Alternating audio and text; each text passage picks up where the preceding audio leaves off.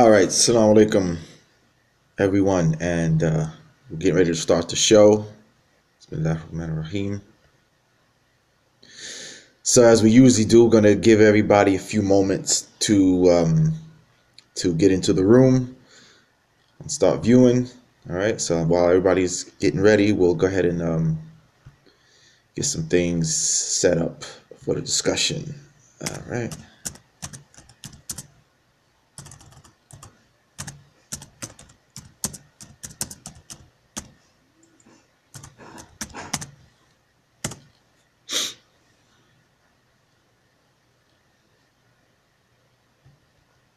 Okay, all right, so some people are coming in. Welcome to the show.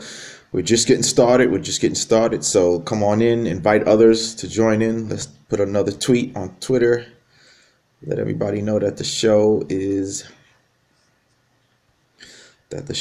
beginning and they can join us now. Okay.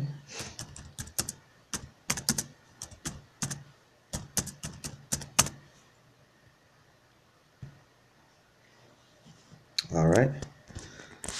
So, like I said, let's give everyone a few moments to get themselves into the chat and into the room so we can get things going here. All right. So, a few things we'll be talking about on this today's subject. Far as I know, no incidents happened this week, but I wanted to address something that had happened that people have been talking about at least for about a month or so now, that I can, as far as I can recall, that it's been going on for about a month, which is the situation in Libya. The situation in Libya, where they're saying that there's been trafficking, slavery, modern day slavery or slave trafficking, human trafficking has been going on. So I wanted to talk about that. Okay, I wanted to talk about that a little bit and take that also into tying into perhaps some discussions, particularly about Islam here in America, involving the Black American or the African American community.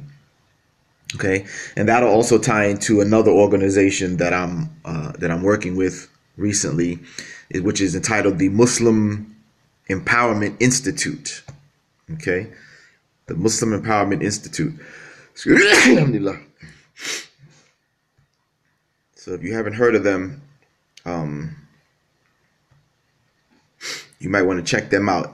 I'm with the MDI, right? I'm with the MDI. Well, this is the MEI, right? It's the MEI, the Muslim Empowerment Institute. And it basically deals with, Muslim empowerment, particularly, but not exclusively, but particularly relegated towards the Black American community, right?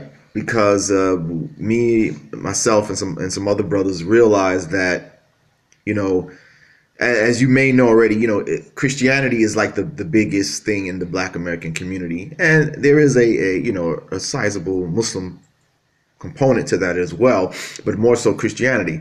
But the other side of it too is that even though most Black Americans or African Americans claim Christianity as their religion, that in our communities here in America, you don't really see that reflected too much, right? You don't see that. You don't see the so-called Christian lifestyle reflected as much, you see. And we as Muslims, we some of the brothers that I've been speaking with that are with the MEI, the Muslim Empowerment Institute, feel that we need to make an impact.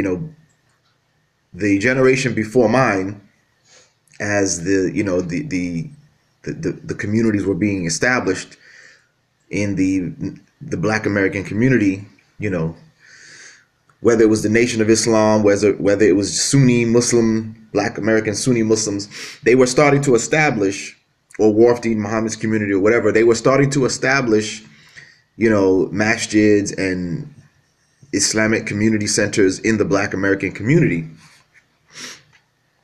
And things were getting done. As I always said in my story about how what I saw about the Muslims in the community was how they were involved in the community and dealt with the drug dealers and things like that. That was one of the things that I saw that stood out to me and impressed me about the Muslims' character and the way they were involved in the community, and actually did the work to make the community better.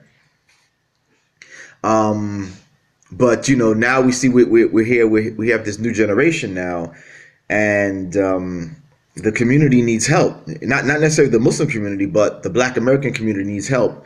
And we feel, me and the brothers that are involved with the Muslim Empowerment Institute, feel that Islam has the answer. We as Black Americans have been Christians for so long, but to be honest, Christianity has failed us. Just it has failed us. I mean, you hear the problems with the gangs in certain cities in America. You hear the problems with the poverty. You hear the problems with the crime and the killing. You hear the problems with the children being born out of wedlock. And yet the majority of these people are claiming that they follow Christianity, but Christianity has failed us. It's failed us, even in terms of self-empowerment, of community development. Christianity has failed us in that regard. Even in terms of, like standing against social injustice and things of that nature, it has failed us. You see, it's failed. It's put us in a position to be, in my opinion, to be victimized, to still continue to be victimized to this day. Wa alaikum salam, Otto, welcome, right? And so we're going to talk a little bit about that. But first, let's go ahead and get into the thing. We got people starting to come into the room. But again, so let everybody know we're here. Let me send another tweet. Let everybody know that we're live on the air. So let's get this thing cracking. Let's get this thing going. So let's send another reminder, another tweet, and then we'll get right into it. All right. So if you can, just invite your friends, invite other people, let them know we're here. The topic tonight, Otto, is going to be a few things. One is we're going to be talking about the situation in Libya, the slave, the alleged allegations, or if not, the exact evidence of human trafficking, slave trading, or slave trafficking going on in Libya. We want to talk about that. And from there, we'll also connect that to the need for Muslims in America, particularly, to start to do more work in the African American or Black American community with Islam. So those are those two topics are going to be kind of tied together. All right. All right. So again, let me send another tweet about the show. Okay. We're on the air live.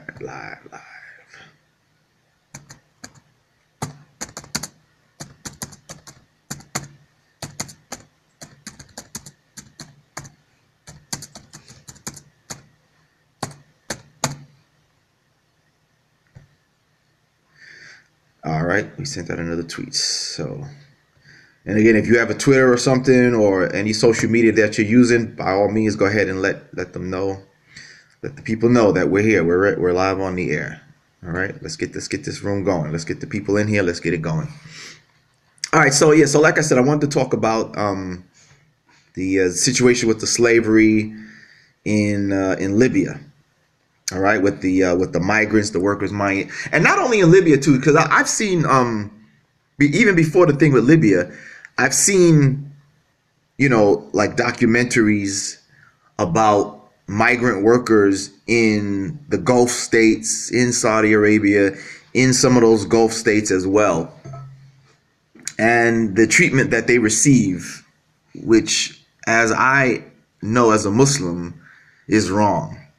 The treatment that these people receive is horrible, from the documentaries that I've seen. And yeah, I know we got to be careful. You know what I mean? I know we got to be careful about charging people wrong. But from what I've seen of the video footage, it looks like it's real to me. You see what I'm saying?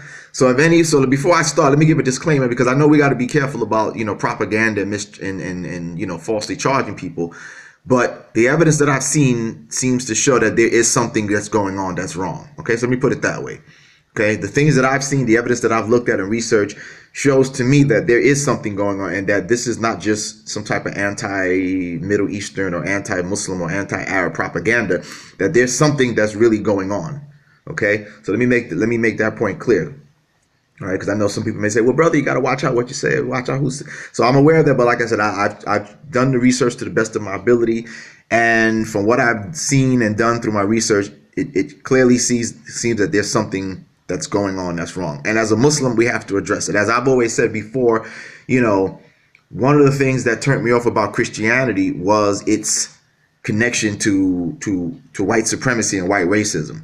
And so I've been vocal about speaking about that. So I can't be hypocritical and ignore when there are people amongst us who say that they are Muslims and are exhibiting examples of racism themselves. I can't be silent. I have to speak out against it. And I've done so in the past. I have other videos where I've addressed racism in Arab countries or Middle Eastern countries as well. So my track record shows that I'm willing to speak out, on either case. You know what I mean? I'm not just going to speak out about Christian racism or whatever. If it's our own people, Muslims doing it, I'm willing to speak out, and I have a track record of doing that. And so this example is no different. Okay. And yes, the brother Shazad, I've seen that, alhamdulillah, and I appreciate that. I've seen where there have been protests in the UK from Muslims of different backgrounds speaking out against it. Yeah, exactly. I've seen some brothers speaking out. The brother looked like I don't know where he was from. He may have been Indian or Pakistani brother. But yes, you're right. There have been protests in the UK, and that's good that Muslims are speaking out. And we have to speak out again. We can't be silent about it, because that if so, that would make us look hypocritical. So we definitely have to speak out against it. Indeed, is right. It definitely needs to be eradicated and has to be addressed. We cannot let it slide. There have also some organizations here in the United States also that have been doing some work against that. I think, what's the name of the, it's something Muslim, what's the name of that organization? Muslim Alliance, or something against racism. And it's a coalition. It's like a group of Muslims from different backgrounds, Black American Muslims, Arab Muslim, American Muslims, Pakistani, Indian American Muslims, who are all in this organization. Let me see if I can find the name of that group. What's the name of that organization? Do I follow them? Maybe I think I follow them. Let me see. Let's see. I believe that I follow them. So let's see if I can. Because they had a campaign a while back, right? They had a campaign that was going on maybe about a year ago or so, where they were addressing, racism in the community. So let me see if I believe I follow them. Let me see. I'm looking at my following list right now. Let's see. What's the name of that organization? Does anybody, let me see. Did anybody say the name? What is the name of that organization? Let me see. Yeah, I think that's it. Is this it? Let me see. Let's see if this is it here. Yeah, there we go. The Muslim Anti-Racism Collaborative. That's the name of the organization. They ran a campaign maybe about a year and a half ago, where they were dealing with racism in the community, particularly addressing racism here in the Muslim community. But I think they also dealt with it, in a worldwide perspective as well.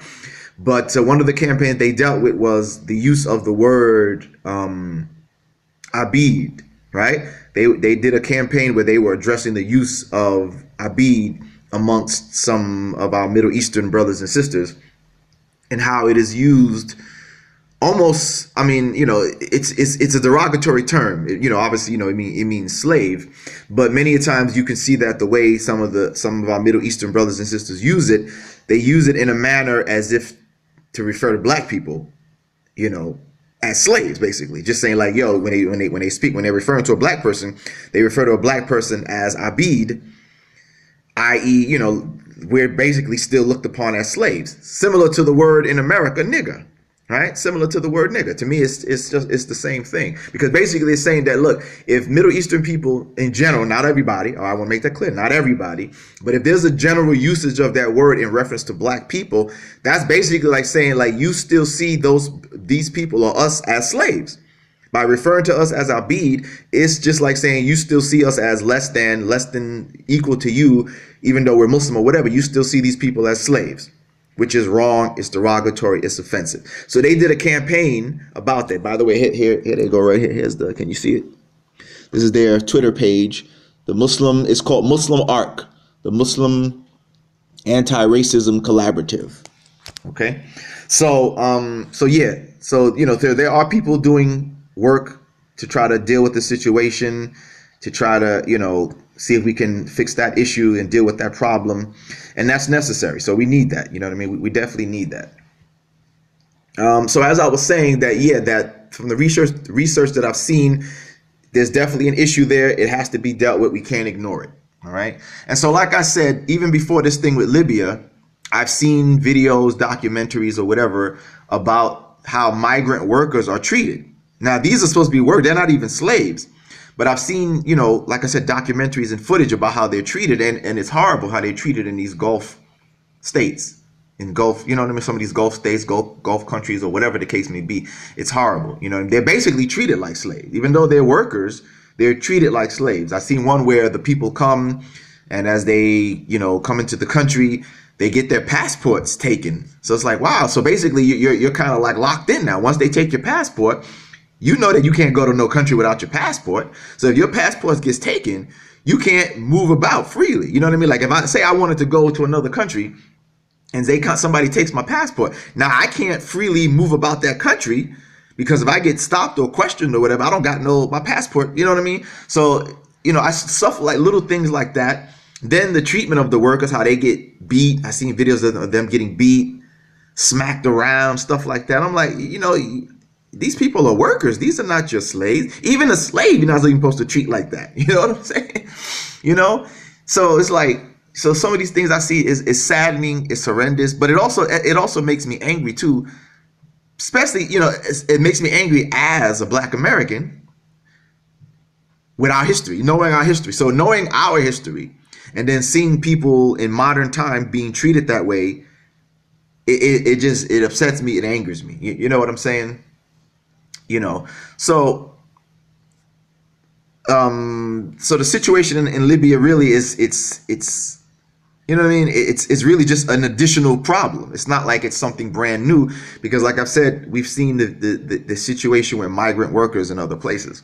Now, the other side of this is this, and I mean, I guess I can't, I don't want to sound like I'm putting the people down.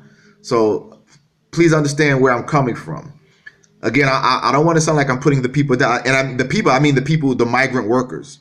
This is addressing the migrant workers themselves. So I don't want to sound like I'm putting them down. The other side of it is that, like, I mean, I don't know, I obviously the situation in their countries where it's so obviously maybe so bad, which forces them to have to seek work outside of their country.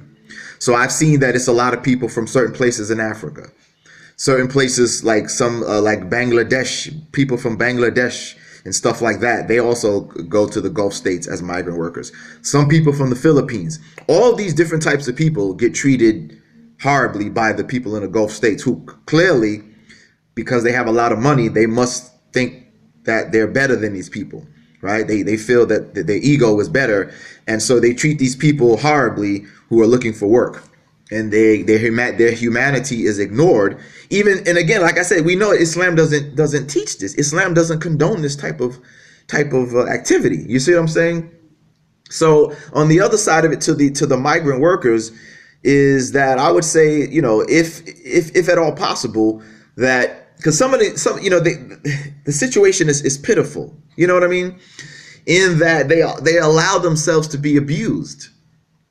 Now, like I said, the situation could be very difficult, because obviously, that feeling that you have when you're at the mercy of somebody who's paying you, you know what I mean? And so you don't want to offend the the person who's paying you, right? Because that's where your bread and butter comes. That's where your money comes from.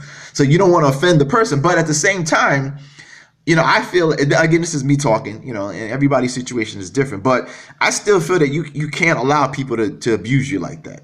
No matter what the situation is, whether they're paying you, I cannot allow someone to misuse me and abuse me, whether they're paying me or not. I just won't allow it. You know what I mean? But again, everybody's different. You see. So like I said, I don't want to sound insensitive, and I hope that I'm not sounding that way. But I'm just saying that, look, you're a worker. You're not a slave to the migrant workers. So don't allow anybody to misuse you and abuse you in that manner. You're there to do a job, do that job, but stand up for yourself. And like I said, it could be very difficult because, again, the laws in some of these countries, may not even protect them. So in other words, it could be dangerous that if you do take a stand and stand up for yourself, that you could get yourself into more trouble. You see what I'm saying? Because from what I've seen of these beatings and stuff like that, it seems like there's no help for these people. There's no one to help them. You know what I mean? There's no one to help them if they get beat, or their employer is beating them or abusing them. They really don't have any recourse to justice. So it could be difficult in that situation. But nonetheless, like I said, in some way, in some shape or form, you got to stand up for yourself. And like I said, I can't speak to your countries because obviously, it obviously must be that bad in their own countries where they have to leave their countries to seek work in another place, especially under those conditions.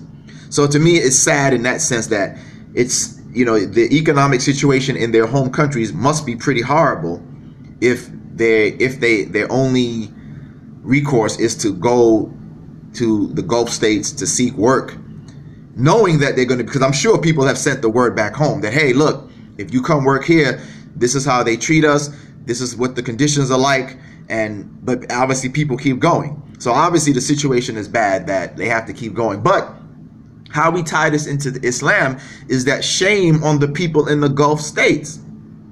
See, shame on you, because you should know better, right? You are from the land of where the Prophet, peace be upon him, is from. So you should know better. You better than anybody on this, on this earth. You would think that you would know Islam properly, right? You would think that, but obviously that's not the case. But shame on the people in the Gulf states for treating these people like that. You know that that's not what Islam teaches. You know that these are supposed to be especially if these are Muslim, because from what I've seen, a lot of these people are Muslim. A lot of the migrant workers from Africa, from Bangladesh, even from the Philippines or Indonesia, whatever they come from, they're Muslim. They're your fellow Muslims. Not that you could treat non-Muslim workers like that either, but it makes it worse in the fact that these are your own Muslim brothers and sisters who you're treating like trash, who you're treating less than human, who you're treating less than you when they're supposed to be your brothers and sisters. And even Islam is against it. The Prophet had taught about how you're supposed to treat your workers, right? How you're supposed to treat not even a slave, how you're supposed to treat your workers, how you're supposed to pay them on time, and all these different things. And we see that there's this epidemic of mistreatment of the migrant workers, and that's horrible. So not only in the fact that they're Muslim, but then also in the fact of their humanity, their mistreatment of them as fellow human beings. This is horrible. This is really horrible. And this is what I've said to you, brothers and sisters. Remember, I've said this in a few of my shows before, that unfortunately, man, the actions of a lot of Muslims is just really saddening, man. Like I said, so as I've always said, the Islam, I say it again, the Islam is dear to my heart, and I hold on to it. However, when it comes to Muslims as a people, wow, you know what I'm saying. Not that I'm staying away from all Muslims. I'm not doing that. I'm not doing. But I'm just saying that on a larger scale, it's really like, I just got to kind of fall back and distance myself, because a lot of the stuff is really saddening and sickening. You know what I mean? And again, we know that because we know what Islam teaches as opposed to what these people are doing. So that's why I make that clear, that the Islam is dear to my heart, and I hold on to my Islam. No issues there. But as far as Muslim people and the things that Muslims are doing and acting out, it's horrible. And this is why we got to get with like-minded people. So this is why as I mentioned at the beginning of the show, my involvement with the Muslim Empowerment Institute. So I'm still with the MDI, which is the Muslim Debate Initiative, but now I'm working with this other organization. And this organization is different. This is not so much about debating. The Muslim Empowerment Institute is not so much about debating. It's more about, like it says, empowerment. So, you know, about trying to get programs that we can work into the community and things of that nature. So the motive of the Muslim Empowerment Institute is different from the MDI. You know, MDI is about debates and apologetics and stuff like that, whereas the Muslim Empowerment Institute is about, you know, the empowerment of Muslims in the community, doing more dawah outreach and trying to help, you know, build the Muslim community to be involved in community projects and social issues and things of that nature. Okay. So that's what we have to do, is that we have to definitely get with other like-minded Muslims who see the problems that we're seeing and we're talking about and deal with it. You say, I feel the same, brother, but we don't have Muslim leadership. Yeah, you're right, Otto. You're right. You're right. Back to the pre. You're right, and you're right, Shazad. That's true as well, right? We see many Muslims in certain places doing things of the age of ignorance before Islam. It's like they're regressing back to that period before they had Islam, and it's really sad. It's really sickening. And you're right, Otto. That may be part of it too. Is that we don't have, you know, the leadership is scattered. You know what I mean? The leadership of Muslims is scattered. You know, everybody has their imam that they follow. Everybody has this sheikh or whatever that they follow, and we're all scattered all around the place. And we don't have, you know, a central leadership to look to. We're all just scattered. Everybody's trying to do their thing here and there and whatever, but there's no centralized focused, you know. So that's pretty sad. And so the thing with Libya, the same thing what I've seen in Libya is that to the African brothers and sisters who are aware of this situation and see yourselves, you know, around that area, is the same thing. If I can say it, you know, and it's up, and I'll say it like this. I'm saying it, but it's up to you to determine how you're going to do it. But the thing is this: stop letting these people abuse you. Stop letting these people abuse you. Right? Take a stand for yourself. Fight to the death if you have to. Right? I'd rather do that than end up a slave. If you have to fight to the death, at least you died free. At least you died fighting to remain free, rather than allow these people to abuse you and make you a slave. Especially in this day and time, we just can't have it. Don't let, wa alaikum salam, don't let Africa repeat the mistake that was done hundreds of years ago, right? When the Europeans came, right? They abused us. They kidnapped us. They took us. That's why I'm here in America as an ancestor of those people, or rather a descendant of those people, right? So in this day and time, we cannot allow ourselves to make that mistake again. So if any person in Africa who travels along those routes where they do the kidnapping or the human trafficking, you can't allow it. You can't allow it. You just can't. You got to do something. Now, how you do it is up to you. All I'm saying is you can't allow it to happen. I don't know your situation. I'm just speaking on what I see and giving my opinion. But however you see fit to stop it, you have to stop it. Whether your people in wherever places, your countries that are around Libya who are being taken, whether you guys have to form some type of you know, military group on your own, or you can get your governments involved, but it has to be dealt with, man. You cannot, in this day and time, allow these people to continue to abuse us, no matter who it is, whether it's some European colonizers, whether it's some North African or Middle Eastern, or it cannot be done. You can't allow it to do. What's this? Ali Bennett doing great work. What's his name? Ali Bennett. Okay, good job. Good. So the people, I'm saying that you got to do something. If anybody can get this message to any of these people, tell them you got to do something. Tell them your brother Shadi says you got to stand up for yourself some kind of way. Some kind of way. You cannot allow these people to abuse you. You know what I'm saying? So like I said, whether you guys have to form a coalition, form your own group that can combat these kidnappers and these slave traders or whatever, but you got to do something. Again, I see the videos, I see the pictures of people being abused. They allowing themselves to be taken. No, fight to the death if you have to, rather than, wind up a slave, And on the other side of it too, is that Muslims who are also against it need to do something as well, right? If there are surrounding Muslim countries around Libya that are Arab countries, and you are aware of it, you can get involved too. Same thing. Form groups. Form groups, or get your government involved as well, and form some type of military group, or individual militias or something like that can handle these people, that can rescue your people from making people into slaves. Same thing with the Africans. Make some militia groups, stop these people from kidnapping your people and making them into slaves. But something has to be done. If the migrant workers, if you're traveling for work, travel in groups, travel with weapons. If you got to travel with swords, sticks, machetes, knives, guns, if you have it, whatever you can do to keep yourselves safe from being kidnapped, you got to do it.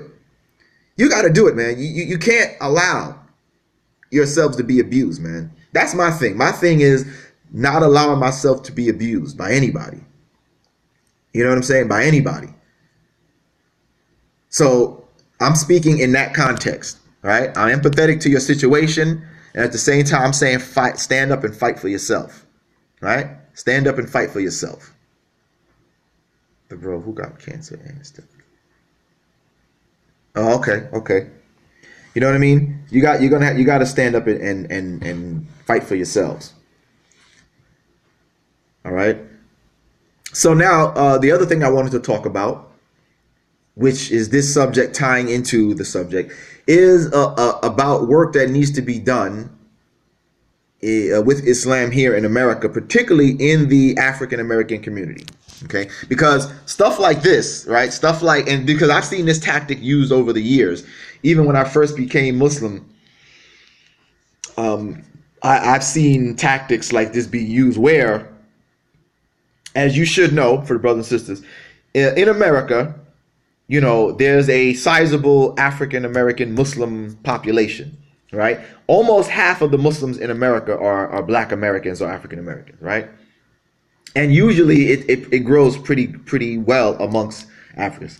Now, although the total African American population in America is predominantly Christian, as I said earlier on the show, there is a significant Muslim portion to that.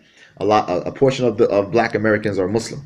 And as far as the Muslim population in America, almost half of that population is Muslim. The other percentage is Arab, Indian, Pakistani, Latino, and white Muslim. But almost a whole half of that population is Black Americans. And so what I've seen over the years, in order to try to prevent more African Americans from accepting Islam, people have tried to bring up the situation either in the past of Arab involvement in the slave trade, or they'll use incidents like this, like what's happening in Libya, as something to try to dissuade Black Americans from taking an interest in Islam. So they say, see, look over there in Libya. Look, them Arabs, look at them. They how they doing Black people. See that? Look at them Muslims over there. See, so they'll use stuff like that to try to dissuade Black Americans from being interested in Islam, because they know how slavery is. That strikes a nerve with us here in America. So they know that, they're aware of that. And so they try to bring up these things to try to dissuade us from, accepting Islam, or maybe if we're already Muslims, try to maybe get us to leave Islam because of things like this.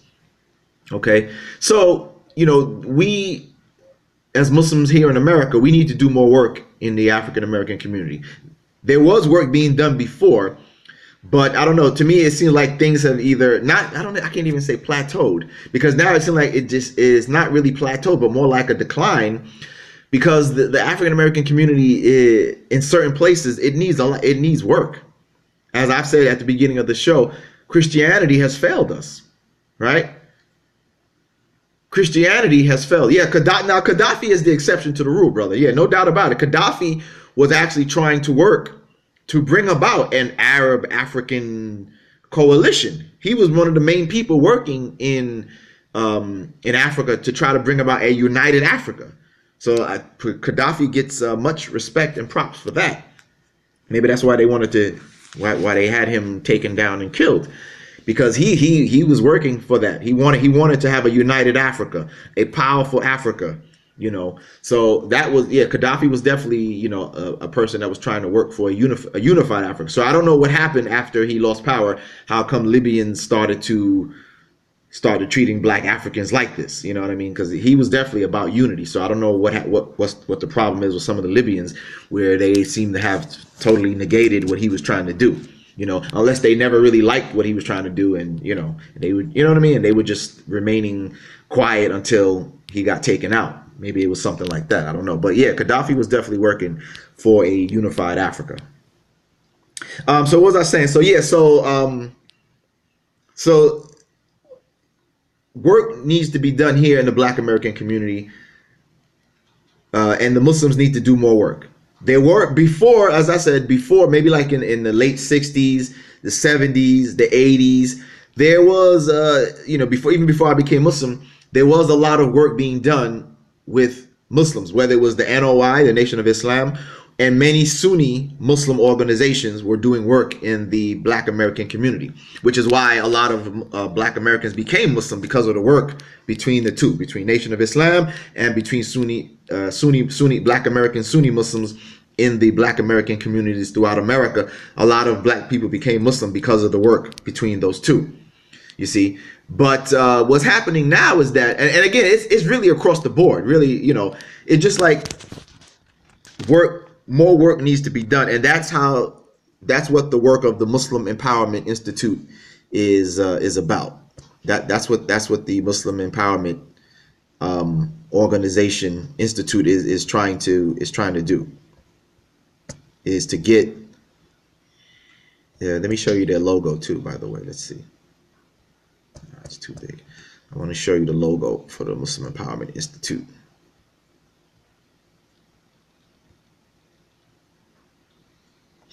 Maybe even take your website. All right, so here, let me show you the logo. This is the logo. Can you see it? That's the Muslim Empowerment Institute right there. So you can recognize the logo, kind of put a name to the face. And this is the website.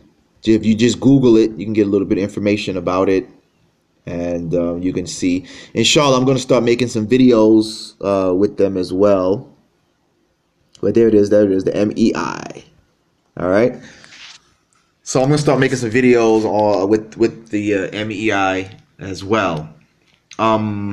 So yeah, so like I was saying, is that work needs to be done. You know what I'm saying? Because I see that, we know that the teachings of Islam can greatly benefit the Black American community, and we need that, right? The problem with a large number of children being born out of wedlock, the problem with the crime, the problem with the poverty, Islam's teaching of do for self, self-reliance, relying upon Allah, but at the same time, relying on Allah, but doing for self, working for yourself, Islam's emphasis on proper manhood and proper womanhood, Islam's teachings are on the man being a man, basically, and, being a provider for his family, being upright. This is what these type of teachings can greatly benefit the Black American community. You know what I'm saying? When it comes to social injustice as well, Islam's teachings on standing up against social injustice. Any more Ask a Muslim series like you did earlier? Not lately, but we could do that. We can do that. Those Ask a Muslim series that I did were usually from questions that I get from my debates, and I didn't get a chance to answer them during the debates. So then, people have written questions, and whichever ones didn't get answered during the debates, I would bring them home with me and then make videos and answer them later. But we can still do something like that. I mean, if there's any questions that people have, you can always email me or send me a tweet, a Twitter message or whatever, and I can always make a series like that as well. But those series that I did, those were usually from debates that I've done where we couldn't, we didn't have a chance to answer all the questions. Do you have the link for the? Did I forget to add that link from the last time, DNA link? All right, I'll remember. I'm gonna put that on the video from last week. The video we did last week where we talked about the Zion. No, was that the Zionism stuff? No, that was the week before that. Well, the one before that, I'll put it on the one before that one, the link for the DNA. I thought I had added it, but I'll put that one on there. So what was I saying about the empowerment thing? Is that that we know that the teachings of Islam can greatly benefit the Black American community. Many of the problems that the African American community faces can be solved with the application of the teachings of Islam. You see what I'm saying? It definitely can help, and I've always said that. I've always said, even when I had my first debate against Nabil Qureshi, which was debate why I'm a Muslim or why I accepted Islam or whatever,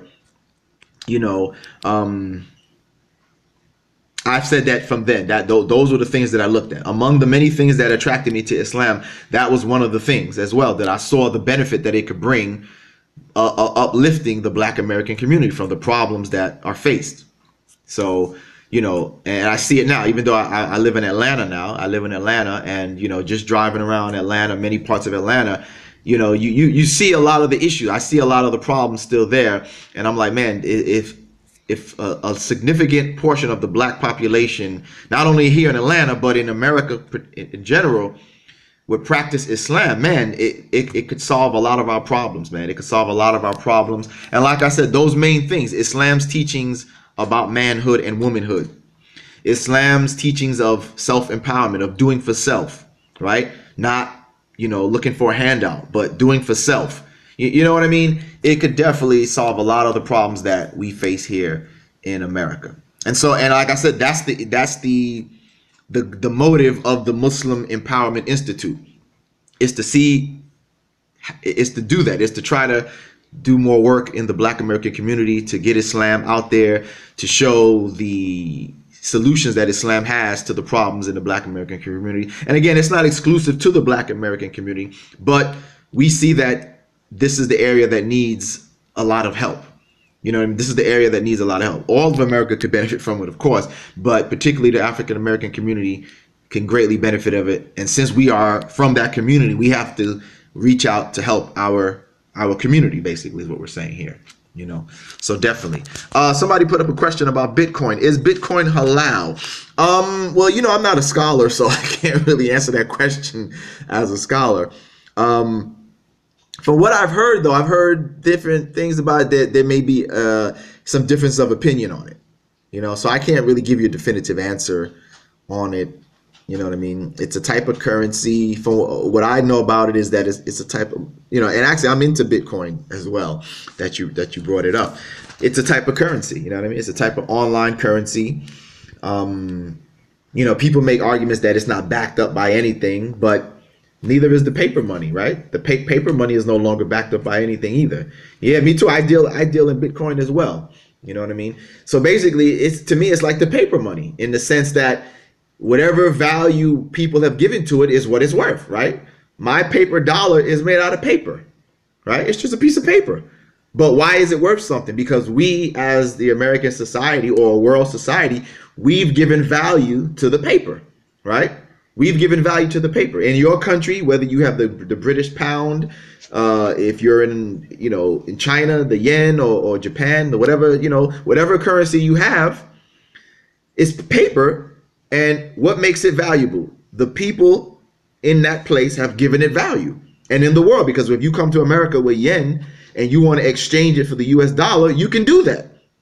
So although it's just a piece of paper, right, with special ink on it, its value has been given by the people who say, yes, we believe this is valuable, it's worth something.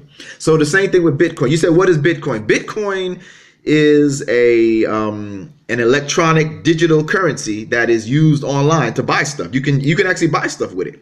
There are places that accept Bitcoin as a currency, right? So that's what Bitcoin is. It's like an online digital currency. They call it coins, but they're intangible. They're just digital coins that you can accumulate and you can use to purchase things, you know what I mean?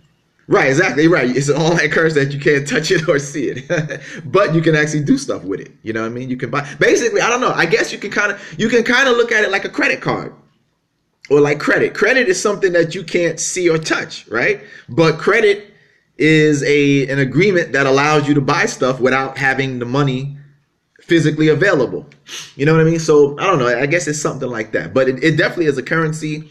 Right now, Bitcoin is worth what? Last I checked, it's been going up and down. It's been going up and down. When I first got into Bitcoin about a month, I got into it like at the beginning of November, either late October, beginning of November. Bitcoin was worth like one whole Bitcoin was worth like, I think it was like $7,000 back at that time. And then from that, so since the time I've been into it, it's jumped up to now. Well, when I was in it, when I got into it, it jumped up to what? I think the highest it went was like $19,000, right? It went up to like $19,000, but then it came back down. Now it's kind of leveled out at like, it's been kind of going up between 14 and 16,000. The last week or so, it's been going between 14, 16,000. 14, it's been like in between there. So, it has value to it. So since I've been into it, it went from 7,000 to $20,000. Now it's leveled off at, like I said, between 14 and 16. So it's still up at least $7,000 to $8,000 since I got into it. Now I don't have a full Bitcoin. I've only been able to get like fractions of a Bitcoin. You know what I'm saying? But I'm still into it. And since I got into it and it was 7,000. So it went up. Like I said, so since it's gone up, the amount that I invested in it has gone up. Yeah, I made some money. Yeah. So the amount that I got into it, it went up. Its value went up. So the amount I got, it's gone up. You know what I mean? I've also got into some other coins too. There's other coins too. There's a Litecoin. There is Ethereum. These are all the names of the other type of digital coins, right? Well, let's see. Let's say I got into it with like like $50. Let's say I started with like $50 worth of Bitcoin, right? Now the Bitcoin, well, like I said, it went up and down, but like at one point I had my Bitcoin had gone up to, with that $50 and it going up in value, I almost increased about to like another $50 or more. At least I increased my $50 became worth like $120 something. So that's not bad, you know what I mean? And I only started with $50. So it basically, it's like stocks also.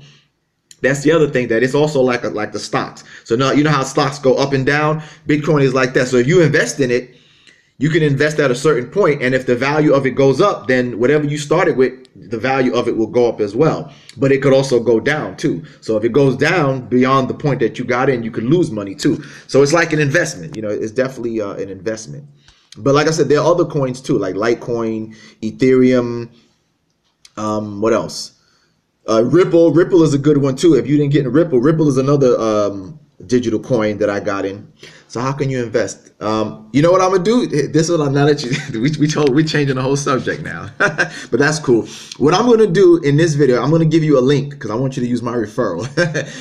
There's a website called Coinbase. Now don't go to use my link, okay? I want you to use my link. I'm gonna put in when this video is finished, I'm gonna put the link where you can get into Bitcoin, okay?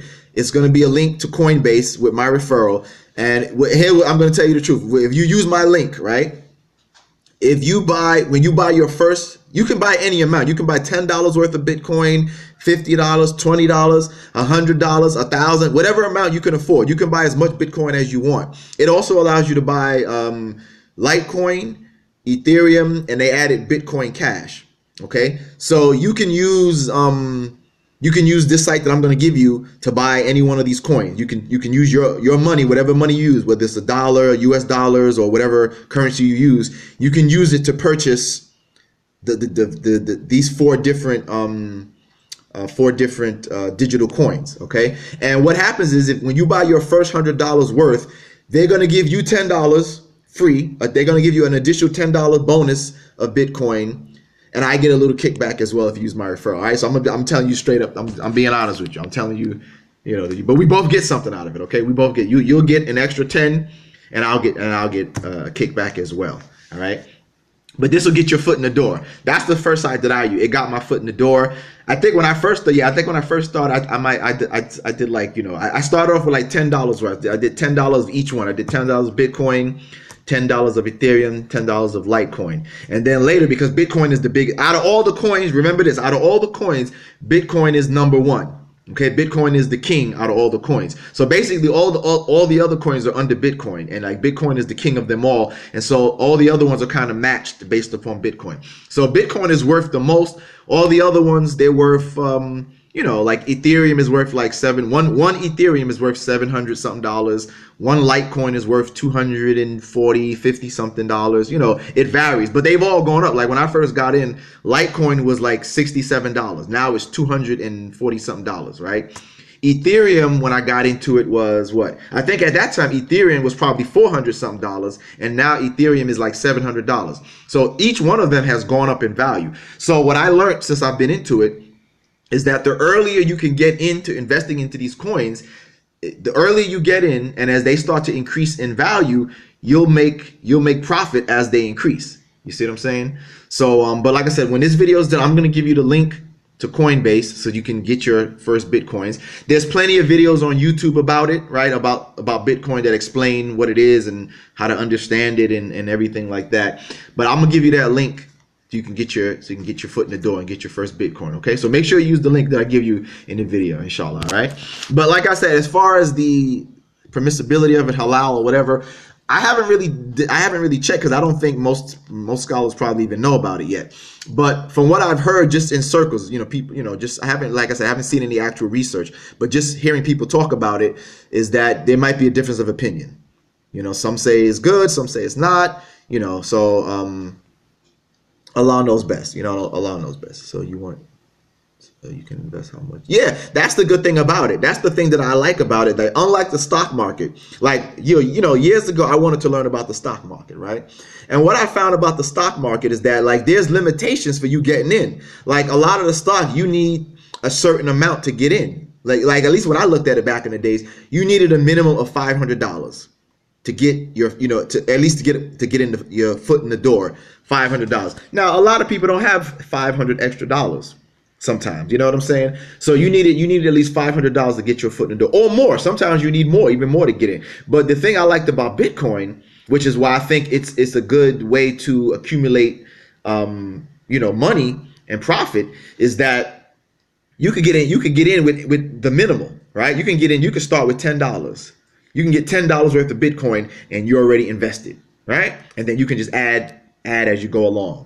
I mean, if you have $1,000 to invest, whatever. But the thing, like I said, is that anybody, even a person who has limited funds, you could get in the door with Bitcoin. See, that's the good thing about it.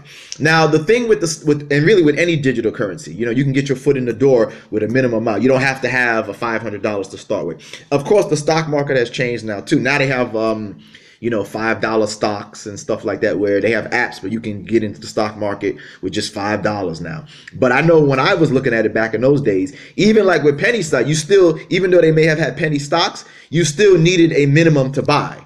So even if the stocks were penny stocks, you still needed to buy $1,000 worth of the penny stock in order for you to start. But with this, you can start with just $10, $5 or whatever, and you can get your foot in the door. So that's what I like about it with this. You know what I mean? That's what I like about it with this. So,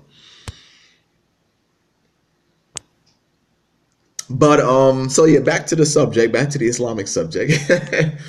What was I saying?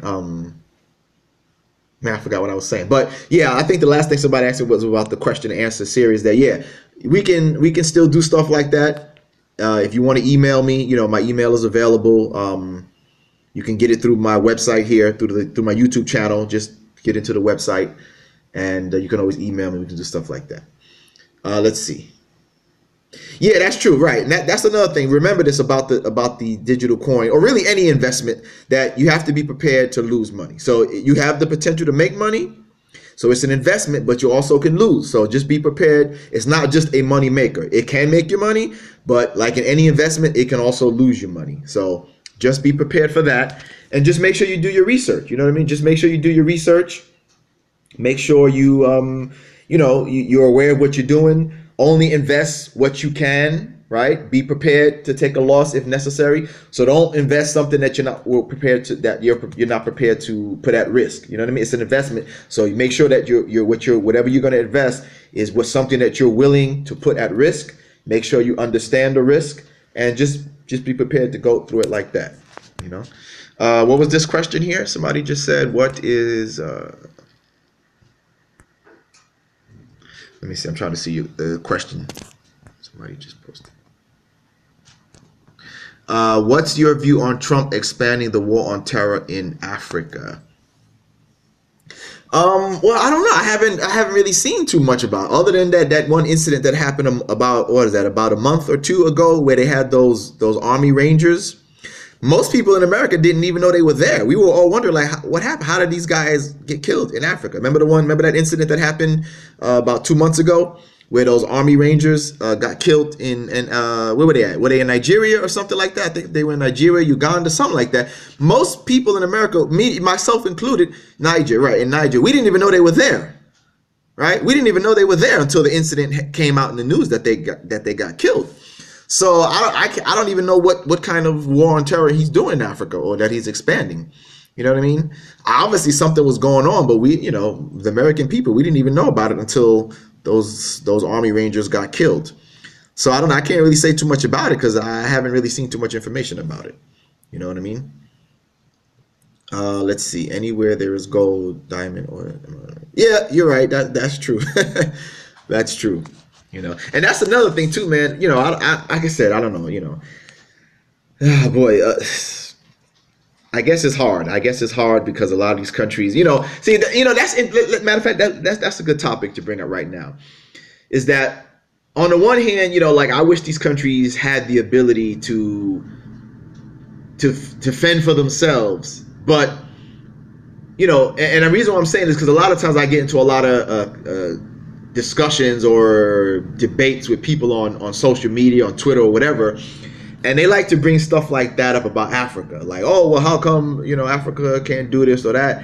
And I'm like, do you not realize that Africa, most of the countries in Africa, most of them just got their freedom from colonialist rule maybe about 50 years ago.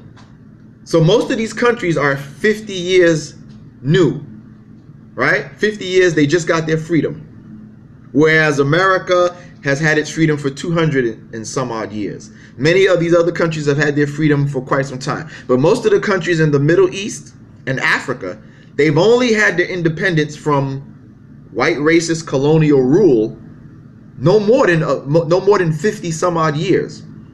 On top of that, when the colonialist powers were either kicked out or they left on their own, they left these countries in ruin, right? It wasn't like they said, okay, we're going to leave, but here, we're going to give you, here's some money for you to fix yourself up. Or here, we're going to leave you in a good, no, they left these countries ruined. They basically treated these countries like you treat a prostitute. You do what you want to do with her, and when you're done, you leave her like she's nothing. And that's how they've done these countries in Africa. So either they left after they got defeated and kicked out, and of course the place was in shambles because of the war, or they left because the people kept fighting for freedom and protesting or whatever, and then they finally said, okay, we're going to let you leave. But when they let them leave, then when the Europeans leave, they leave the place in ruins and destruction. Or another example is, like, for example, Zimbabwe, where you fight for freedom, you get your freedom, you kick the invaders out, but then what they do to punish you is they place sanctions on you. They say, okay, you kicked us out, you beat us, but here's how we're going to get revenge on you. We're going to place sanctions on your nation. So now your nation is free, but now you got sanctions placed upon you, so you can't trade, you can't do import, export, right? They're preventing you from doing certain things. So now your country is independent, but you're getting ostracized because the European, your former colonial master, is making sure that you are blocked off from trade and things like this. This is what happened to Haiti too. Remember Haiti? When Haiti beat the French and won its independence, that was a great thing. However, Haiti got punished because the French placed in their time the equivalent of sanctions upon Haiti. All the other America and all the other countries that were afraid of Haiti's slave revolution said, you know what, we're going to ostracize them too. So America, especially, you would have thought that America would have said, hey, Haiti, we understand your position because we also fought for freedom too. No, instead America, because of it was, you know, the same mentality as the French, which was white colonialist racist, they said, no, we're not going to work with Haiti either, right? Because Haiti was a symbol of what? Of rebellion. Haiti was a symbol of Africans rising up and throwing off the European colonial masters. So no European country wanted to deal with them, right? No European country was like, oh yeah, you won your freedom from the French, even though the French may have been enemies with the British, even though the French may have been enemies with America or the Spanish or whatever. The one thing they had in common was that they all said, you know what? We cannot support these black people fighting for freedom. Even though we are all enemies to one another, none of us can look at this black country and how they won their freedom. None of us can support that. So Haiti was punished, and that's why today Haiti is in the condition that it's in. So when you hear people say, well, look at these people, look at them, look how horrible they live. Why is their country like that?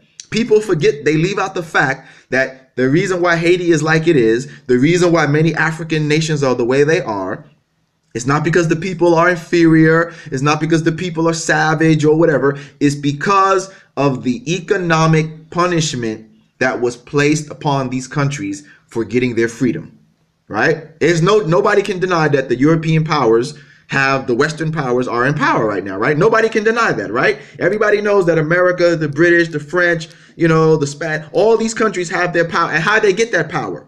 They got that power. They're in power now because of the hundreds of years of colonializations, invasions, and subjugations of the various peoples of the earth. So that's why they're in power right now.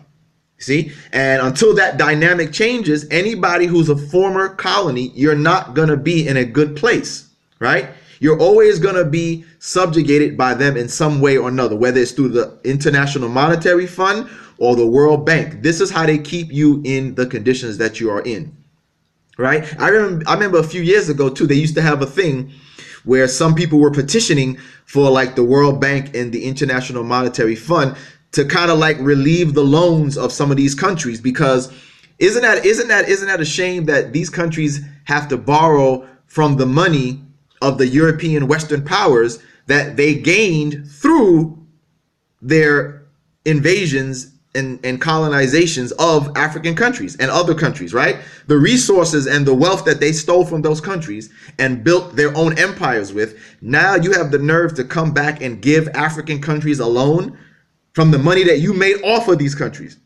So this is what compounds the oppression, right? This is what compounds you remaining in a subjugated position. The fact that they took your natural resources, they colonized you, they subjugated you. And a lot of these places too, the Western powers, they still own the resources, right? They still own the diamond mines. They still own the oil fields. They own the gold mine. They in a lot of these places, unfortunately, they own the natural resources. You see? And so that's why a lot of these countries are still in the position that they are, because the resources are not in the hands of the people. And that's why, if you ever notice, whenever there is a country that decides to nationalize its natural resources, that's when they become a problem. You ever notice that? For example, remember Venezuela under Hugo Chavez, right? Why was Hugo Chavez considered a problem? Why? Because he was saying enough. Because they did that. That's another thing. Remember this. They did that in South America also. South America had the same problem like Africa, in which the European Western powers were in control of the natural resources of South America as well. And what they would do, sometimes if they couldn't control the country themselves, they would put a puppet in power. Right? They would get a puppet in power who by proxy would do the bidding of the Western powers, right? Would do the bidding of America or the British or whoever wanted control of what South American country, whether it was the sugar cane, the whatever other natural resources they have over there. And that's how they would do it. So they knew that if they had a national leader who was nationalistic to his people, that they couldn't allow that. That's what happened in, in Chile. Right? In Chile, when they did the coup, back in those days, they used to do a lot of coups. The CIA would support a lot of coups against independent leaders, because they said, look, You're stepping out of line. You're not doing what we want you to do. So if you try to nationalize your country, the CIA at that time would unfortunately support the coup against that leader, put the puppet in power, and the puppet would sell his people out, right? The puppet would sell his own people out, give away the country's natural resources to Western corporations, let them own it, control it, and the people in that country got nothing. But the leader, he would live like a wealthy fat cat because he was the puppet. So they said, look, you're our boy, so we're going to take care of you. We'll make sure you get a big palace or a big house or whatever, but your people will live like trash. See? So every once in a while, a leader comes up who realizes enough is enough. They want to benefit their people, but the Western powers won't allow that. So go look up what happened to Hugo Chavez. When he got the power, that's why America was against him. Right? That's why, wa alaikum salam. That's why America was against him back at that time. Right? At that time, who was in power? George Bush was in power, right? So that's why Hugo Chavez was considered a problem, not because he was a bad guy or anything, but because he was about his people. Right? He was about his people. He nationalized his country's oil and things of that nature, and they don't like that. See? Because they want access to your resources. So if you're a leader and you rise up and you say, hey, these are our resources and they belong to me and my people, and they nationalize the resources, they don't like that. So they tried to get rid of Hugo Chavez, right? In fact, they did it, but the people rose up. There was an incident where they actually had a coup against Hugo Chavez, if you go back and look. But for his benefit, the people of Venezuela stood with him. So when they actually did a coup against him, the people of Venezuela rose up, and they rose up in huge numbers.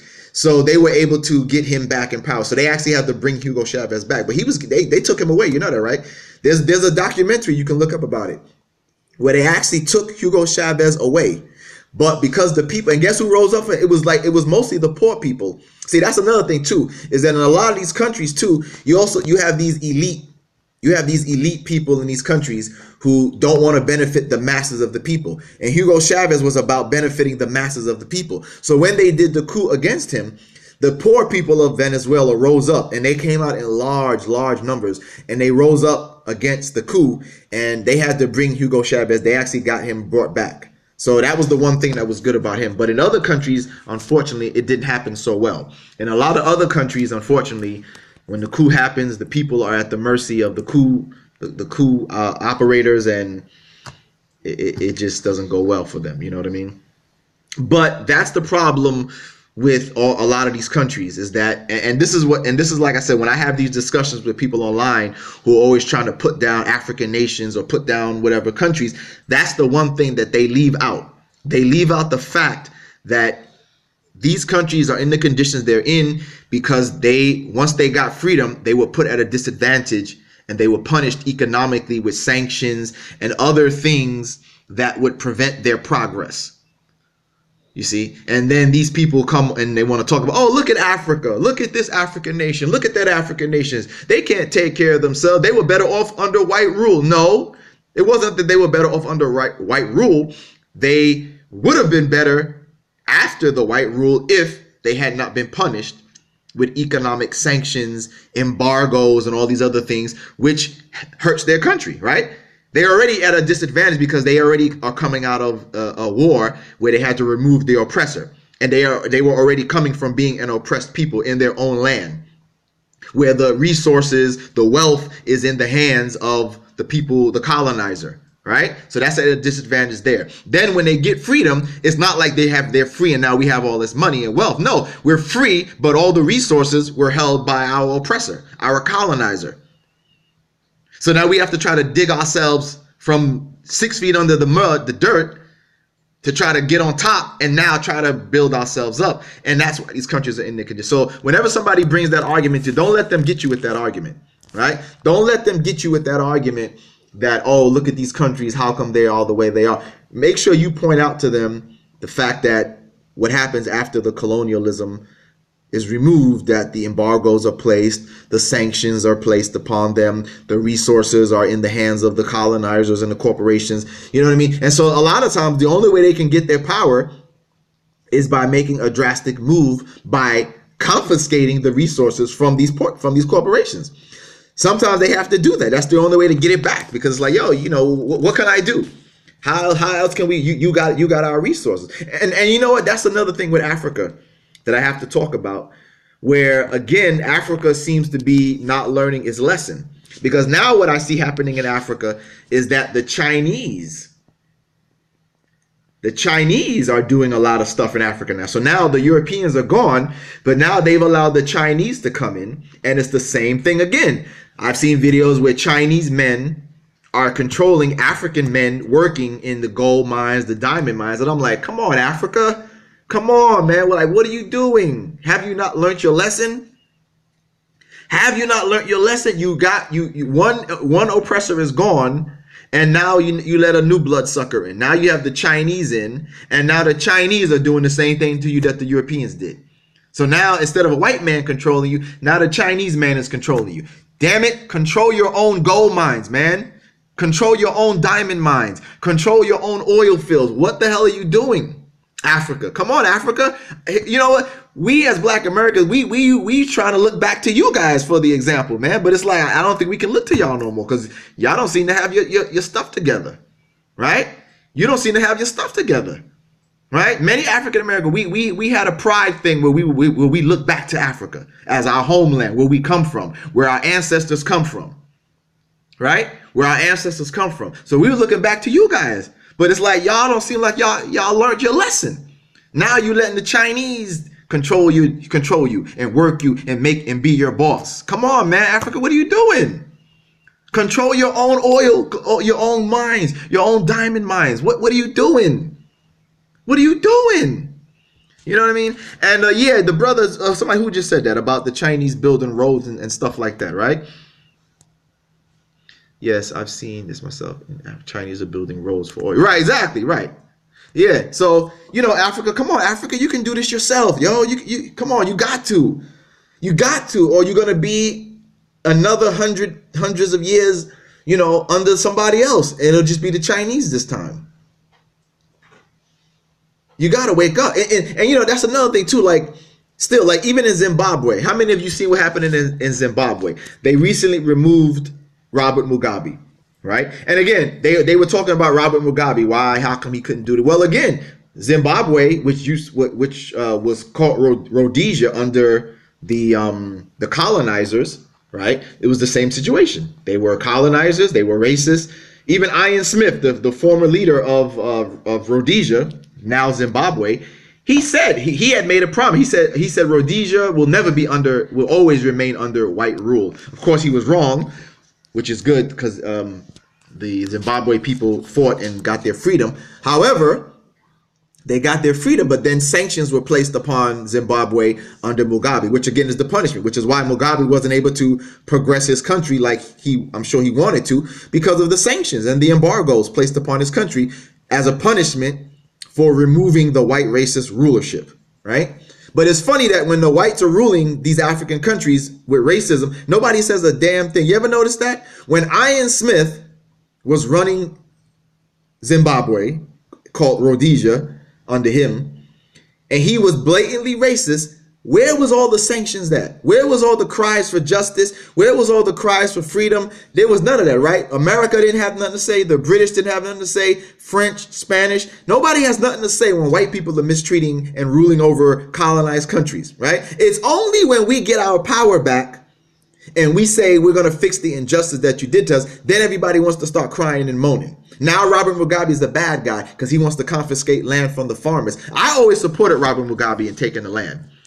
That's why I'm upset with Zimbabwe now. Zimbabwe, this is a message for you. What the hell is wrong with y'all? How are you? Wa alaikum salam, Yusuf. Zimbabwe, what's wrong with y'all? How is it that I see videos of y'all happy and smiling and giving land back to the white farmers who took that land from your people illegally in invasions? treated y'all with racism, and here you are dummies giving that land back. Y'all are stupid, man. I'm sorry, I'm sorry, Zimbabwe. To the people of Zimbabwe, I'm disappointed in y'all. I'm disappointed. Like I said, we as Black Americans, we can't look to y'all. We can't look to y'all as an example because y'all don't seem to get it. Y'all seem to be like almost asking to be slaves. It's like y'all seem to be asking to be slaves, man. Like what, for real? Like what the hell? You know what I mean? Well, Yusef, you missed it. We talked about a lot of subjects. We talked about the situation with the slavery, human trafficking in Libya. We talked about the mistreatment of migrant workers in the Gulf states, and talked about how these things are against Islam. You know, how Islam does not condone the mistreatment of workers, you know, and how these people should know better under Islam. We talked about the need for Muslim, more Muslim involvement in the Black American community here in America, because there are many problems, many social problems that could be fixed with the application of Islam in those communities. You know, matter of fact, we went off topic a little bit. We talked about Bitcoin and digital currency and if it's halal or not. So we talked about a lot. But right now I'm trying to come back to the thing about what's going on in Africa and stuff. So like I said, I saw a video. Matter of fact, have you guys seen that video? Have you seen that video? Let me see. I'm gonna show you the tweet. Somebody tweeted it. Let me show you this video. It's so sad. It looks so pitiful, man. It's really pitiful. And see, the thing about it is that, see, Europeans don't do that, right? You'll never see Europeans being happy and smiling and giving land back if they was an invader, right? For example, let me use an example that Europeans can relate to. Europeans, you wouldn't give back parts of Spain to the Muslims, right? Right? You wouldn't do that. If there were Muslims in Spain, you wouldn't say, hey, let's give this land back to the Muslims who were in Spain hundreds of years ago. You wouldn't do that, right? No, they wouldn't do that, right? So it's funny how you guys praise the Zimbabwe people for stupidly, pitifully giving land back to the white farmers who took that land illegally in the first place. They praise that. But you know, you Europeans, you wouldn't do that if it was the reverse. If you had been colonized, subjugated by Muslims or Arabs or Africans or whatever, you wouldn't see it as a good thing for you to say, hey, let's give back the land to the Muslims who controlled parts of Spain back in 700 and whatever. You wouldn't do that, would you, right? I know none of you Europeans would see that as a good thing. But it's funny how when it comes to us as people of color, they always want us to take the so-called high road, right? They always want us to take the humble road. They want us to be meek and humble and give back and forgive and forget, right? They always want us to do that. But when it's them, they never do that, do they?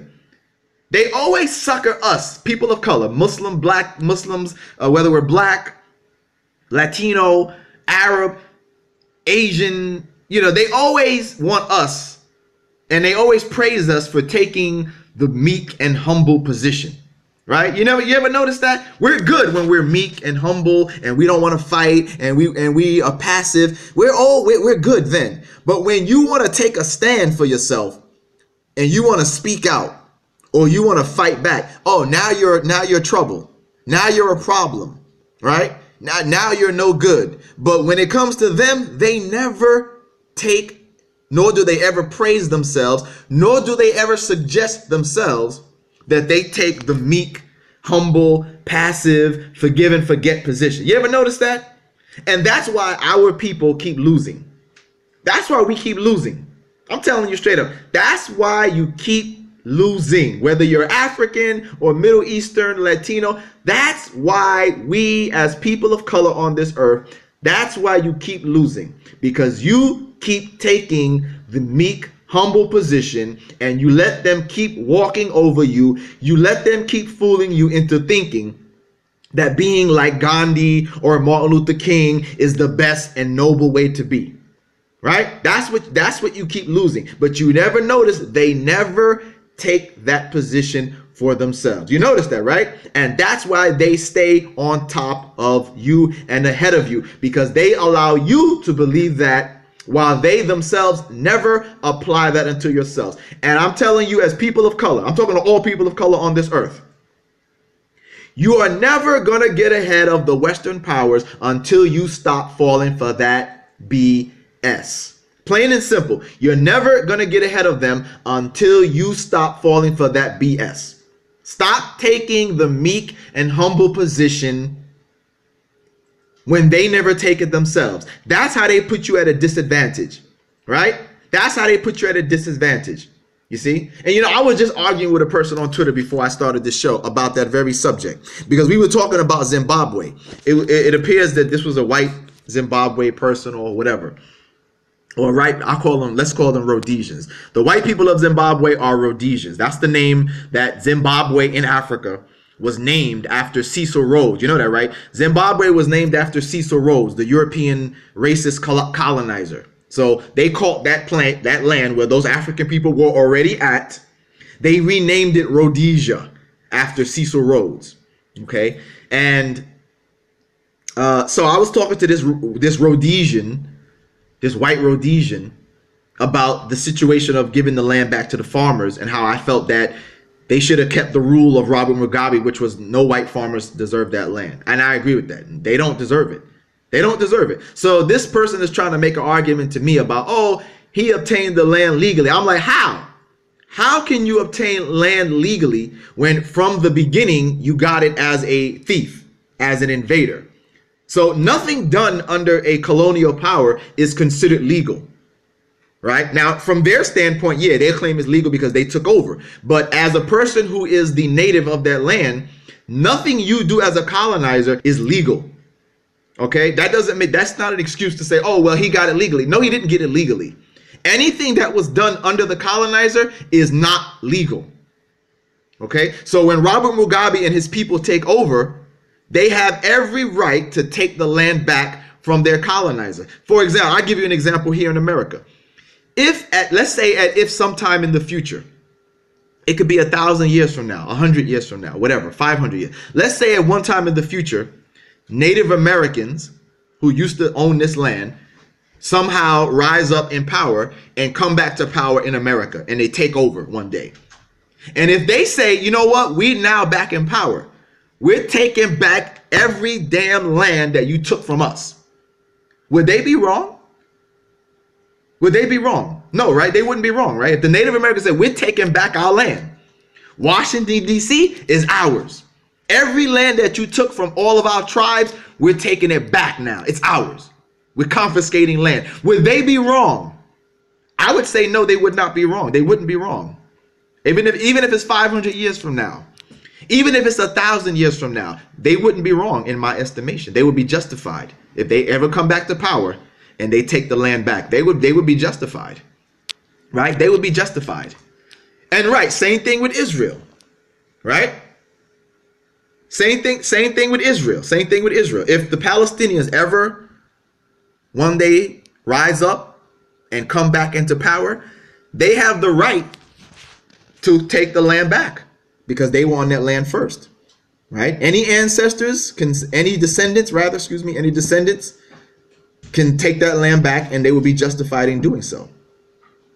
So this is what I was trying to tell this person about Zimbabwe, that nothing you did. So in other words, if Native Americans ever come back to power and they take back the land, no American can say to them, oh, but I bought this land legally.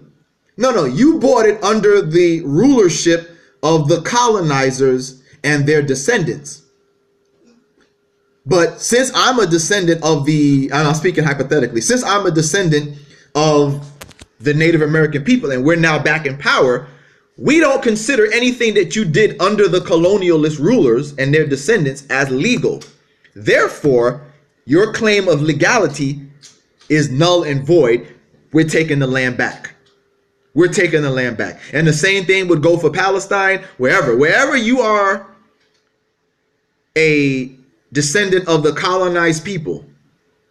And if you should ever rise up and come back to power, and you decide to take the land back from the descendants of the invaders and the colonizers, you are justified in doing so. You're justified.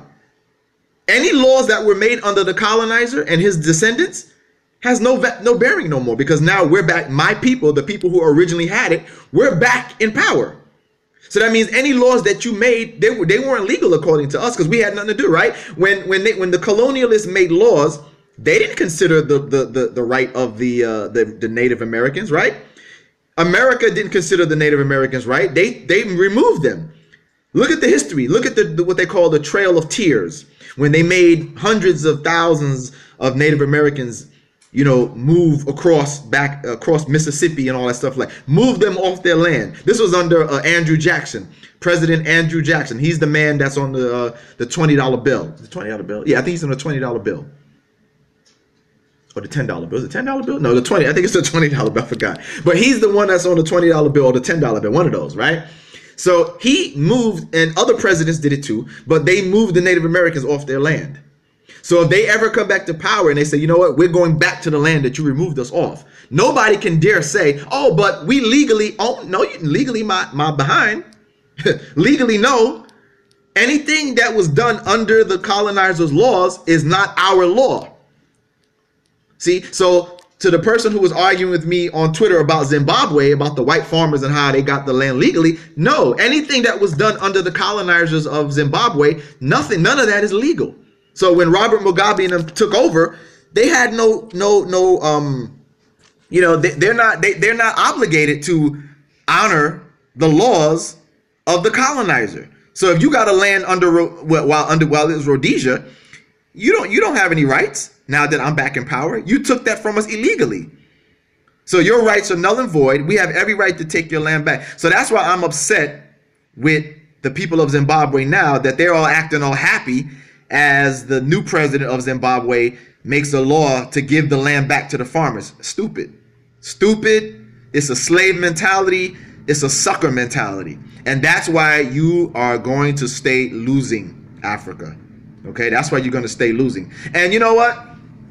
Same thing in South Africa too. South Africa is the same situation, in a similar situation. Although Mandela had came out and became the president, and after that every other president so far has been a black president.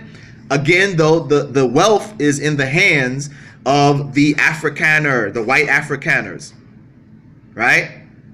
So Mandela and them, they wanted to take the high road, but look where that got you. The wealth is still in the hands of the former white racist South Afrikaners, right? The black African people of South Africa, for the most part, are still living in poverty in shanty towns.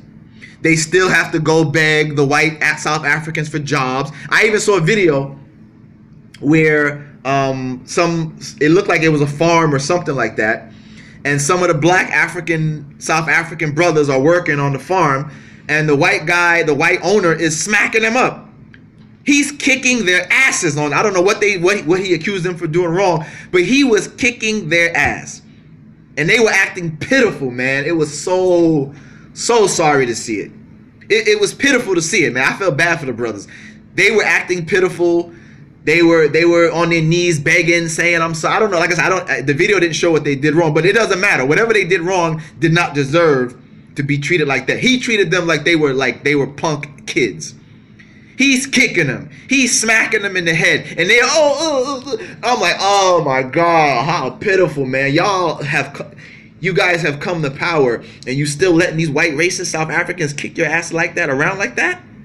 You still letting them beat you and abuse you? Even though y'all are in power in South Africa, you still letting them treat you like this? It's so sad, man. It's so pitiful. It's so pitiful, man. And see, oh boy, man, wow. It was pitiful to watch. It was pitiful to watch. Pitiful to watch. But again, black people, people of color around the world, this is why you are going to stay losing. This is why you're going to stay losing. Because you keep trying to take the high road with the shaitan, with the human shaitan. But the human shaitan, he doesn't give a damn about that. He doesn't give a damn about your meekness. And yeah, he'll praise you for it. Yeah, he'll praise you for it. He'll tell you that you're so noble and you're so honorable for not fighting back.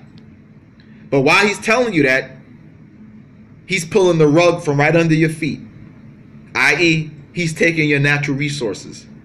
He's taking your diamond mines. He's taking your gold. He's taking your oil right from under you, while you too busy trying to be meek and humble and forgive and forget and passive, all of that. And so, as I said, mark my words, even when I'm dead and gone, if this doesn't change in my lifetime, nothing is going to change until you listen to what I'm saying and wake up and stop trying to take the meek and humble road and start doing what you need to do to get in your position. Look at them. That's why they stay ahead of you, because they don't practice what they preach, right? They preach Jesus is love. They preach love your enemy. They preach turn the other cheek, but do they practice it? Hell no, right? Do they practice it? Hell no. None of them practice it. You notice that, right? You notice that none of them practice it, but they got you practicing it, and that's why you stay losing. Middle East, Africa, Asia, you stay losing because you keep going for it. You're not going to get ahead until you wake up from that and do what you need to do to put yourself and keep yourself in the dominant position. Until then, they're going to continue to dominate the world. And that's how they dominate it. Like somebody just said, right, they teach you turn the other cheek. Who just said that? Let me see. They taught turn the other cheek crap, then followed by exactly. What's your name? CFRB. Right. Exactly. They taught that, but they don't do it. They taught it to you. Like this. What's that saying? What's that saying? I think there's a saying. Something. It goes like this. It says, they came with Bibles, right? It said they came with Bibles. Wait, they said they came with you. We had the land, and they had the Bibles. They gave us the Bibles and they took our land. It's something like that. You ever notice that? It's something like that, right? It's something like that. That it goes like that. That we had the land and they had the Bibles, right? So they came, they gave us the Bibles and they took the land. And that's exactly what happens to y'all. That's exactly what happens. That's a saying. That's what happens to y'all. So until you wake up from that and stop, treating these invaders like that, you're going to be in a losing situation. Until you recognize the human shaitan for who he is. Recognize the human shaitan. Like Allah says in Quran, he's an avowed enemy to you. Now Allah is talking about, he's talking about the shaitan in general. But recognize the human shaitan, he's just the same. The human shaitan clearly is an avowed enemy on this earth. Now you figure out who I'm talking about, all right? I'm not going to make, you figure it out. But you know who the human shaitan is on this earth. He's an avowed enemy to everybody on this earth. As his history demonstrates. You know what I'm talking about. His history demonstrates it. But everybody keeps trying to make friends with Shaitan. Everybody keeps trying to make friends with the human Shaitan, but the human Shaitan is a deceiver. No, not Trump. No, I'm using Shaitan, but I'm talking about a people in general. But like I said, if you listen, I'm using coded language. I'm using coded language. You know what I'm talking about. Like I said, a hint is their history. Their history has demonstrated that they have been an enemy to all mankind, right? So you figure out who I'm talking about when I say human shaitan. Their history has demonstrated that they have been an enemy to all people of color. Does that make it a little bit more clearer? Right? Their history shows that they have been an enemy to all people of color on this earth. And like I said, until you stop trying to be friends with the human shaitan and do what you need to do, you're gonna remain dominated by them. They're gonna continue to dominate you, your lands, your resources, or whatever, until you wake up and do what you need to do to put yourself in the dominant position. Stop playing by their rules. See, that's their rules. Stop playing by their rules. Their rules is, like we said, to teach you to turn the other cheek, to teach you to be humble, be meek, forgive and forget. That's them. That's what they teach to you. But notice they don't do that. And that's why they win the game. That's why they win the game every time, because they don't play by the rules. See, we're too busy trying to be noble and we're trying to play by the rules that they made for us. You ever notice that? We're too busy trying to play by the rules that they made for us, but they don't follow themselves. And that's why we keep losing. I know I'm repeating myself, but that's why we keep losing. And it's important that you get what I'm trying to tell you.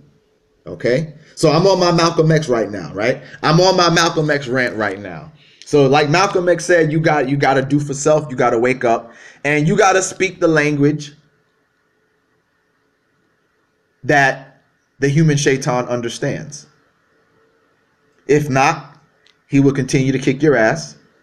He will continue to dominate you. He will continue to be ahead of you. Plain and simple. Okay? Plain and simple. All right? Yeah, I'm in my Malcolm X mode right now. All right, well, another good show. Mashallah, we went to an hour and a half. Another good show. Another good show. So before we wrap up, any questions? Can you smack David Wood and tell him to...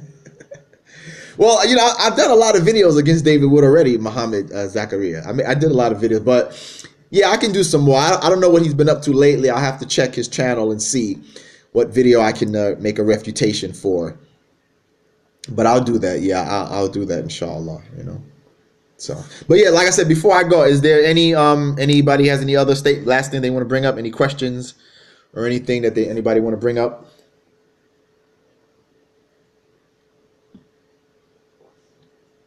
Before we wrap it up. Oh, he has, really? Okay, you know what? I need to. Like I said, I haven't found how has he changed? What is he doing? Has he become what? Has he become more meaner? Has he become more offensive? What? Or did he calm down? What has he done?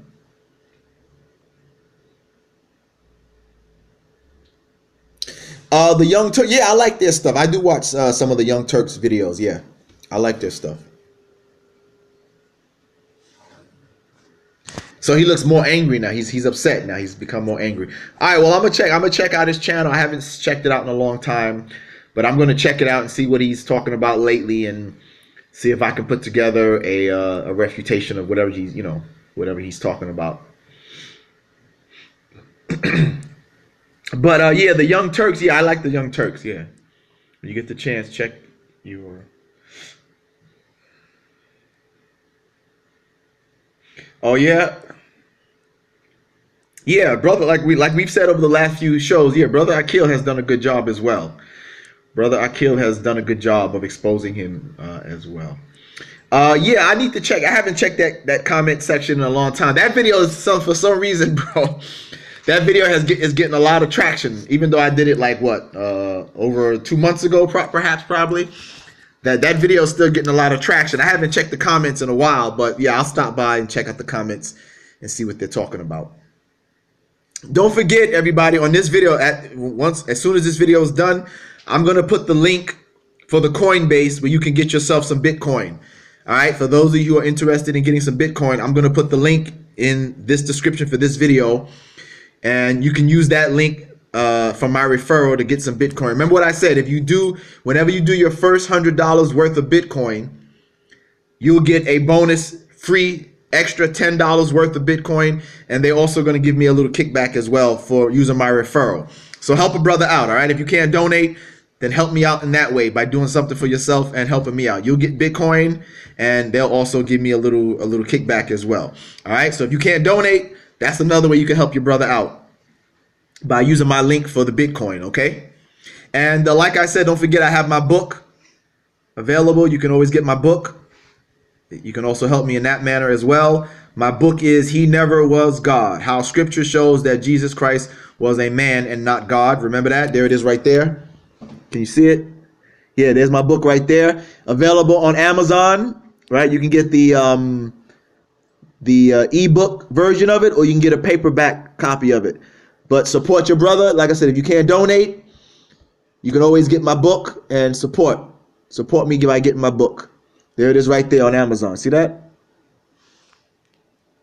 Wait, there it is. So yeah, you can get my book right there on Amazon. It's $2.99 Kindle, $5.99 paperback. Okay? So those are some ways you can help your brother out. Get the book. You can make a donation. through Super Chat, the website, or you could use my the referral I'm going to give you for the you're going to check the fatwa for the Bitcoin. What was that? The one about slavery and Islam. What about that one? Wait, hold on a second. Okay, maybe this the one about slavery and Islam. Okay, all right, yeah, no doubt. Leave your donation link. Okay, yeah, I'll do that too. I'll put the donation. What do you? Why do you think that it is your videos? No, sure. What's that? Why? What?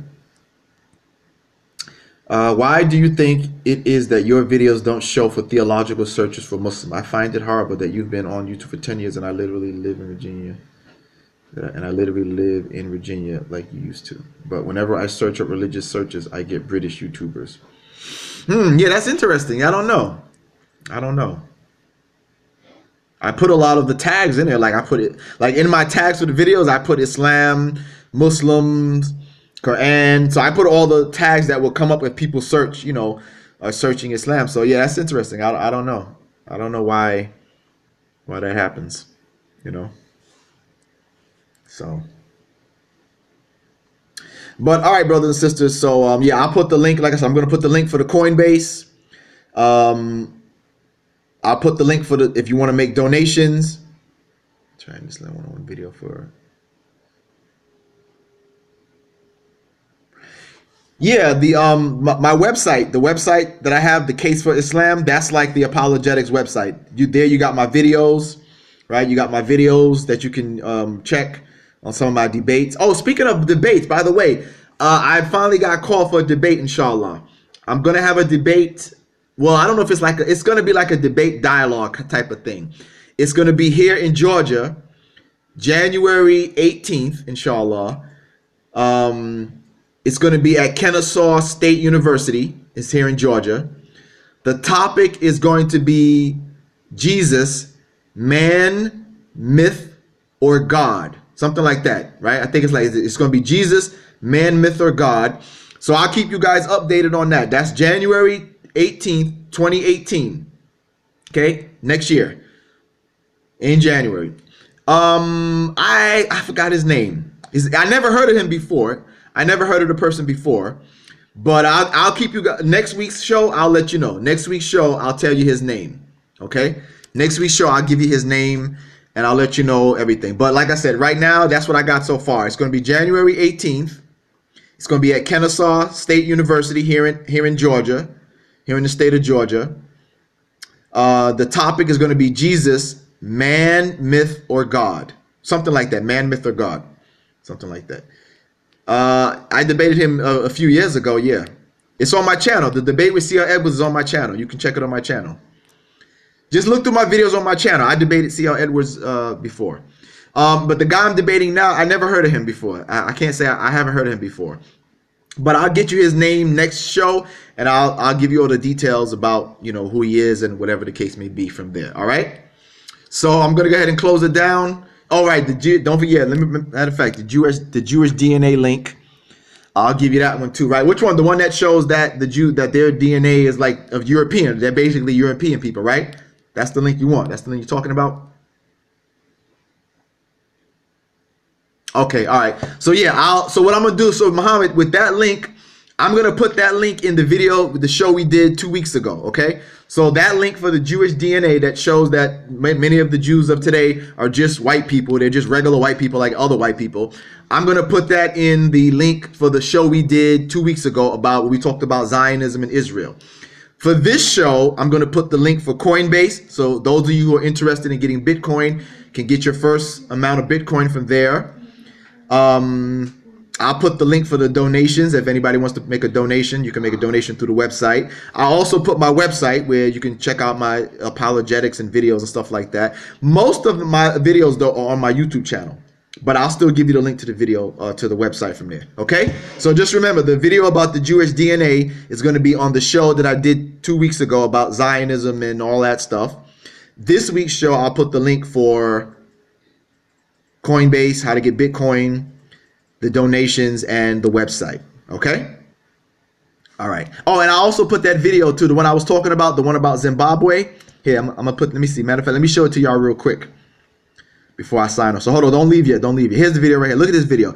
This is the video of the white farmers getting their land back with the new president of Zimbabwe. Check it out. Let's see. Can you see it? Right there. Let's see. So I want you to see the African people smile and look at them. Look. Look at them. Look at them hugging up on the white farmer. Jumping, singing, happy. You see them? Look at them. Look how pitiful that is. Look at them. Pitiful. Pitiful, sad. Look at them. Look at them. They're all crowding him out. They're happy. They're hugging him. They're dancing. They're acting like, you know, like this is some wonderful thing. It's very sad, very foolish. So you see that? That's the video that I was talking about right there. That they're all happy and you know, that's oh my God, that's exactly, it's so shameful. Like I said, if it was the reverse, those white people would never do that in return. If it was the reverse, they wouldn't do that. If black people had colonized their lands, subjugated them, subjected them to a racist system of governance, and white people came to power and took the land back, and then another white president came into power after that and said, hey, let's give the land back to our black colonizer. No, they wouldn't do that. They would never, you would never see a bunch of white people happy and singing and hugging the former black racist colonizer, would they, right? We wouldn't see that. But here you got black Zimbabwe people doing exactly that. Shameful, pitiful, sorry. So like I said, that kind of stuff like that, that's why you keep losing. That's why you keep losing. Stuff like that is why you keep losing. Okay. Hey, Vocab Malone. I haven't seen Vocab in a few years, man. Since we had that debate back in Phoenix. What's this? What you saying, King Kareem? I also recommend looking up the channel Malcolm X Revenge. It has a lot of his speeches and films, although the creator behind Malcolm. Yeah, I mean, I've seen plenty of Malcolm X videos over the years. I've seen plenty of Malcolm X videos over, so I'm well versed with Malcolm X videos. You know what I mean? But what's up, Vocab, man? How you been, man? I haven't seen you in quite some time. How's everything going?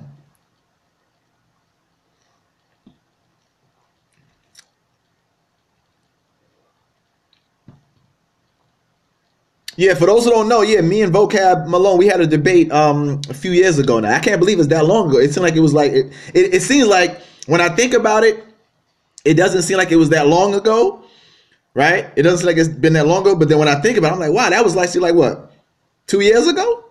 Right? I think it was about 2 years ago we had that debate. So I'm like, wow, time flies, man. Time flies. Time definitely flies. But yeah, Vocab, unfortunately, man, we're getting ready to wrap it up. We're getting ready to wrap the show up. We've been on for like almost 2 hours now.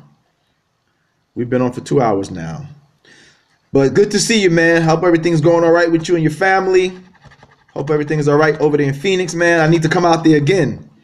I need to come out there again to Phoenix, man. It's nice out there. I like it. I like the mountains and stuff, man. I really like the mountains out there in Phoenix, Arizona. That was real nice.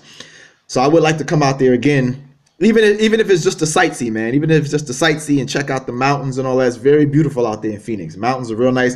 I got after the debate, one of the gentlemen who was connected with the debate, he took me to the mountains.